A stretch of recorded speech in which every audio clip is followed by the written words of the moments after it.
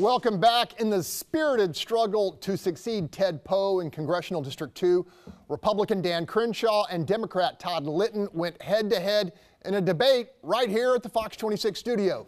It was a showcase of well-articulated conservative and progressive positions delivered by two principled Texans with very different beliefs about what's best for their community. First up, immigration.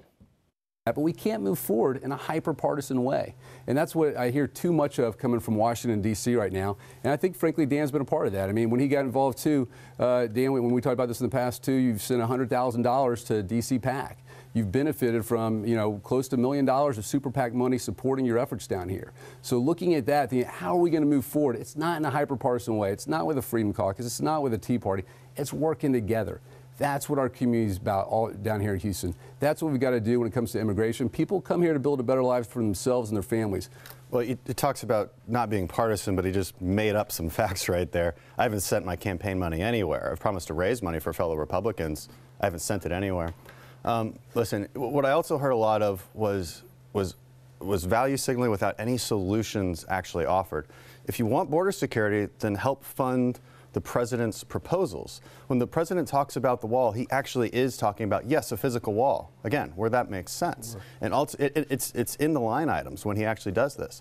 Let's fund border security because it sounds like all Texans want that. You have to start there. You have to tackle the source of the problem and actually help stop illegal immigration.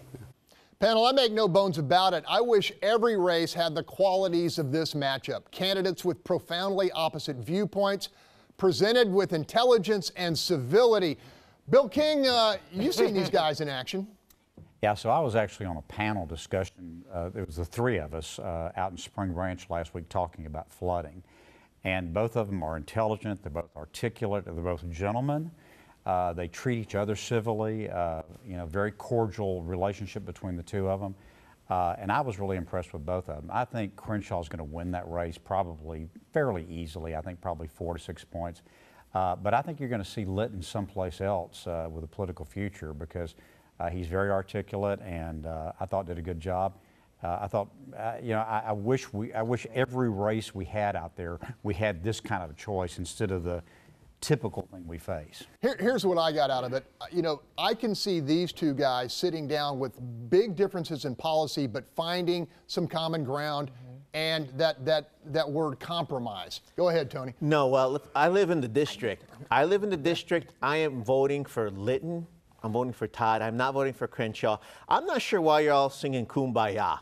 I'm not sure what's going on here because Crenshaw is still using Trump-like code. This is race bait. If you talk about a wall, you're talking against Hispanics. You're not silly enough to say Mexico's going to pay for it because you know better, but he's still using coded language. And here's the other thing, too.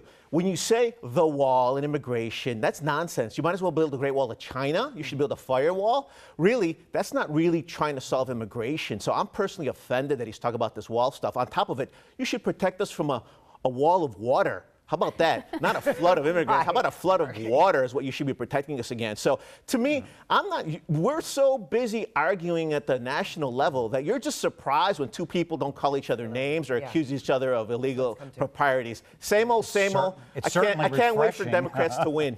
Tomorrow, what's your take on all this? Listen, Tony can call it whatever he wants to. I don't even want to call it the discord because that's too light a word, but the outright hatred that is shown between the parties for one another is not good for the country.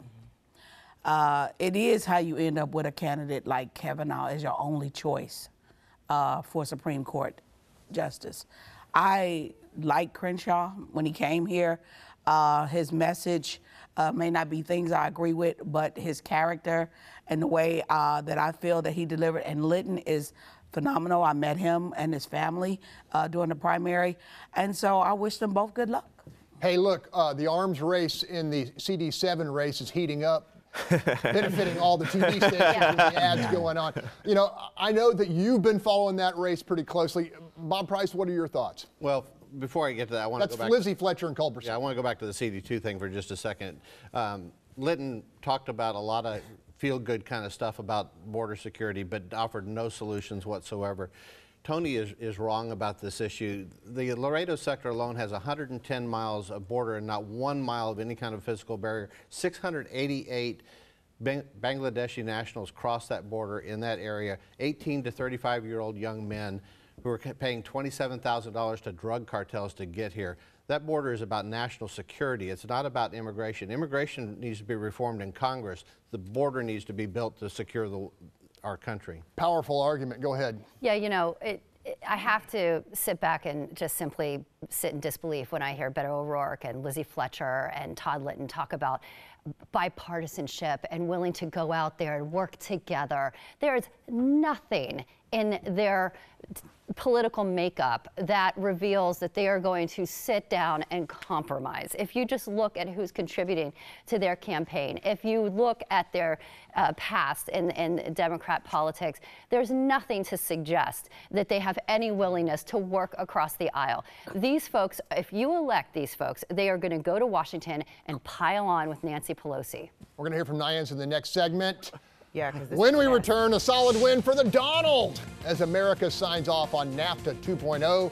Could Trump's big stick trade policy actually be the right play? We're going to talk about it after the break.